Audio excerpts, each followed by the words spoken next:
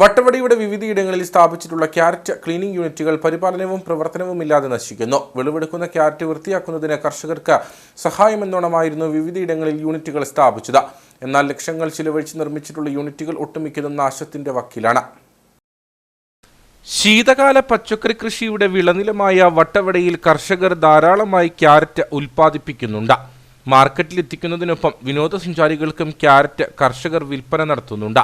വിളവെടുക്കുന്ന carrot വൃത്തിയാക്കുന്നതിന് കർഷകർക്ക് സഹായമെന്നോണമായിരുന്നു വട്ടവടയുടെ വിവിധയിടങ്ങളിൽ carrot cleaning യൂണിറ്റുകൾ സ്ഥാപിച്ചത്. എന്നാൽ ഇന്ന് ഈ യൂണിറ്റുകൾ പരിപാലനവും പ്രവർത്തനവുമില്ലാതെ നശിക്കുകയാണ്. ലക്ഷങ്ങൾ ചിലവഴിച്ച് നിർമ്മിച്ചിട്ടുള്ള യൂണിറ്റുകൾ ഒട്ടുമിക്കതും തുരുമ്പെടുത്ത് നശിച്ചു കഴിഞ്ഞതായി നാട്ടുകാർ പറഞ്ഞു.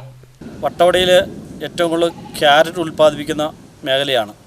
ഇവിടെ ക്യാരറ്റ് കഴുകുന്നതിനുള്ള ഒരുപാട് ഉപകരണങ്ങൾ, മെഷീൻ ഇവിടെ തുരുമ്പ് പിടിച്ച് അവിടെയും ഇവിടെയുമായി കിടക്കുകയാണ്.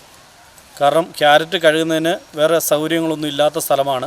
വേറെ തോടുകളോ അങ്ങനെയുള്ള സംഭവമൊന്നും ഇല്ലാത്തതുകൊണ്ട് ക്യാരറ്റ് കഴുകുന്ന സർക്കാർ പദ്ധതി ഉൾപ്പെടുത്തി ലക്ഷക്കണക്കിന് രൂപയുടെ മിഷനറീസ് നശിച്ചു കിടക്കുകയാണ്.